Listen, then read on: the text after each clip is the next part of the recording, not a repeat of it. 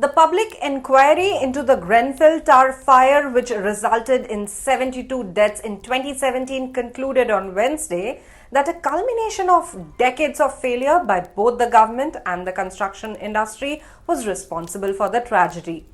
The report pinpointed the roles of various entities, including the government, the local council, architects, contractors and management firms, in allowing the building's exterior to be clad with flammable materials.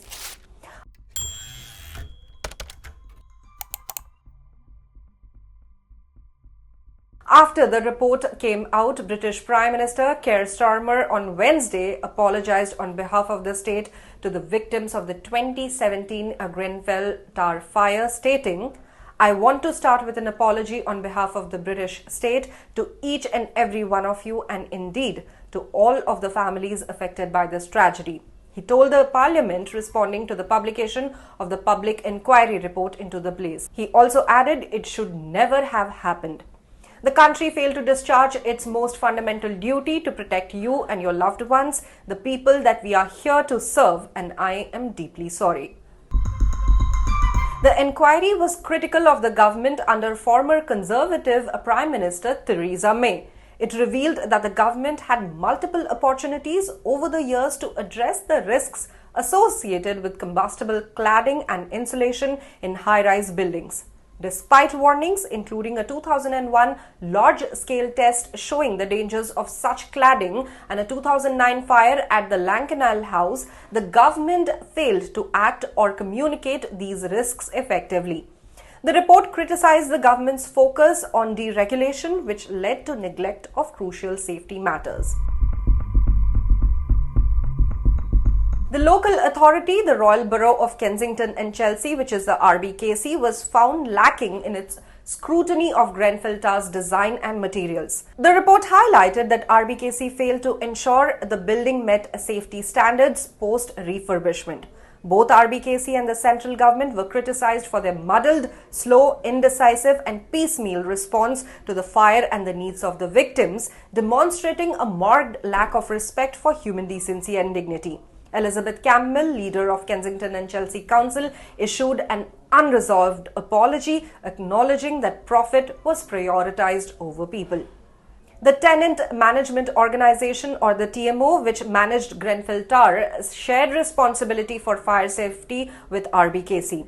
The report noted that TMO's decision to use ACM panels to cut refurbishment costs played a significant role in the disaster. TMO also failed to properly vet the architect or address fire safety concerns. The report also attributed significant blame to firms involved in the cladding and insulation. Arconic, the manufacturer of the ACM cladding, was found to have deliberately concealed the danger of its products from the market. Arconic defended itself by asserting that its product was safe and legal and that it cooperated fully with the inquiry. Celotex and Kingspan, producers of foam insulation, were also implicated. Celotex was accused of misleading customers to gain market entry for high-rise insulation, while Kingspan sold insulation deemed unsuitable for such use. Kingspan defended its practices by stating that the ACM cladding, not its insulation, was the primary cause of the fire's spread. The report criticized all parties involved in designing and choosing materials for Grenfell Tower. Architectural firm Studio E, which initially favored zinc rain screen panels, opted for ACM panels due to cost. Rydon, the construction contractor, offered significant savings through its cladding subcontractor Harley. The inquiry noted that these parties approached their duties with a degree of casualness. Harley, responsible for the cladding, did not adequately address fire safety concerns. Studio E was criticized for its cavalier attitude towards fire and safety regulations. Rydon and Harley relied more on experience rather than thorough analysis, while Exova, the fire safety inspector, prepared an incomplete fire safety strategy. Apart from these firms, the London Fire Brigade, that is the LFB, was scrutinized for its response to Grenfell Tower. The report suggested that the LFB should have recognized its shortcomings in managing high-rise fires and applied its knowledge more effectively.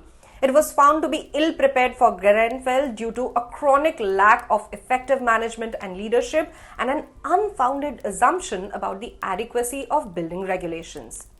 Furthermore, the building research establishment was noted for enabling Celotex and Kingspan to market their insulation products for high-rise buildings. The National House Building Council was criticized for not ensuring its building control of functions that remained free of commercial pressures.